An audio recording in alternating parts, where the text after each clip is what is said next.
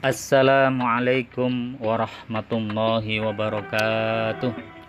Anak-anakku, siswa-siswi SD ITA Salam kelas 6, yang mudah-mudahan kita semuanya selalu dalam keadaan sehat walafiat dan selalu dalam rahmat dan lindungan Allah Subhanahu wa taala.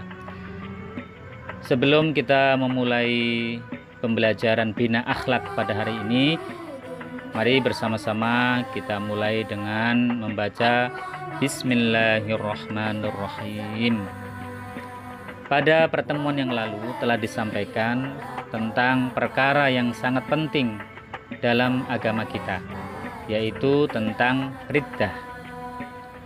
Sedikit kita mengulang materi pada pertemuan yang lalu bahwa riddah adalah hal-hal yang bisa merusak keislaman dan keimanan. Adapun orang yang sudah rusak Islamnya, sudah rusak imannya, disebut dengan murtad. Riddah ini termasuk salah satu jenis kekufuran dan dosa paling besar. Dosa yang tidak akan diampuni oleh Allah Subhanahu wa taala jika ia meninggal dunia belum bertobat. Kemudian disampaikan juga bahwa cara bertaubat dari dosa riddah ini adalah dengan cara mengucapkan 2 kalimat syahadat dengan niat masuk Islam lagi. Tidak ada cara lain untuk bisa bertaubat dari dosa riddah ini kecuali dengan mengucapkan 2 kalimat syahadat dengan niat masuk Islam lagi.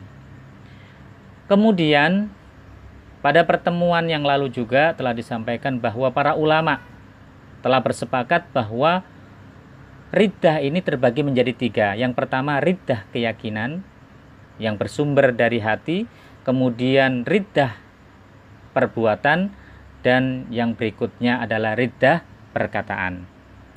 Anak-anakku, kita masih melanjutkan contoh-contoh riddah keyakinan. Contoh riddah keyakinan berikutnya adalah berniat untuk murtad pada masa yang akan datang. Seperti berniat murtad pada minggu depan, atau murtad pada bulan depan atau tahun depan. Maka menjadi murtad saat itu juga. Tidak menunggu sampai datang masa tersebut. Jadi hati-hati, kalau ada orang yang berniat untuk murtad bulan depan, maka seketika itu juga dia sudah terjatuh pada perbuatan murtad, keluar dari Islam. Na'udzubillah min dzalik. Kemudian contoh riddah keyakinan yang berikutnya adalah mensifati seorang nabi atau rasul dengan sifat yang kurang atau sifat yang tidak layak bagi para nabi dan rasul. Seperti tidak boleh meyakini Nabi Adam itu seperti kera, atau Nabi Adam itu nenek moyangnya adalah kera. Tidak boleh. Tidak boleh juga meyakini Nabi Ibrahim pernah berbohong dan pernah berbuat syirik. Katanya Nabi Ibrahim itu berganti-ganti Tuhan katanya. Pertama menyembah matahari, kemudian berganti menyembah bulan. Tidak benar itu. Kalau orang meyakini bahwa Nabi Ibrahim musyrik, menyembah selain Allah, maka orang yang meyakini itu telah terjatuh pada perbuatan riddah. Pelakunya murtad. Kemudian tidak boleh meyakini juga Nabi Yusuf ingin berzina. Na'udzubillah, Ini keyakinan-keyakinan yang menyebabkan pelakunya terjatuh pada perbuatan riddah. Anak-anakku, jenis riddah yang kedua adalah riddah perbuatan. Riddah perbuatan adalah hal-hal yang bisa merusak keimanan yang bersumber dari perbuatan, tingkah laku. Contoh riddah perbuatan yang pertama, sujud kepada berhala, sujud kepada matahari, bulan, dan makhluk lain selain manusia. baik dengan tujuan ibadah, sujudnya itu dengan tujuan ibadah atau untuk tujuan yang lain. Maka orang yang sujud pada berhala, sujud kepada matahari, sujud kepada bulan dan makhluk lain selain manusia telah terjatuh pada perbuatan riddah, yaitu riddah perbuatan. Kemudian sujud kepada manusia, ya, sujud kepada manusia dalam syariat Nabi Muhammad hukumnya dirinci. Apabila bertujuan untuk ibadah, menyembah, maka menjadi murtad.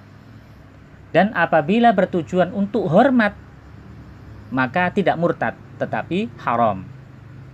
Kemudian contoh riddah perbuatan yang kedua adalah semua perbuatan yang menunjukkan penghinaan kepada Allah, penghinaan kepada para nabi, penghinaan kepada malaikat, kemudian penghinaan kepada Al-Quran, kepada agama Islam, syariat dan syiar-syiar Islam, maka orang ini ya menyebabkan telah terjatuh pada riddah.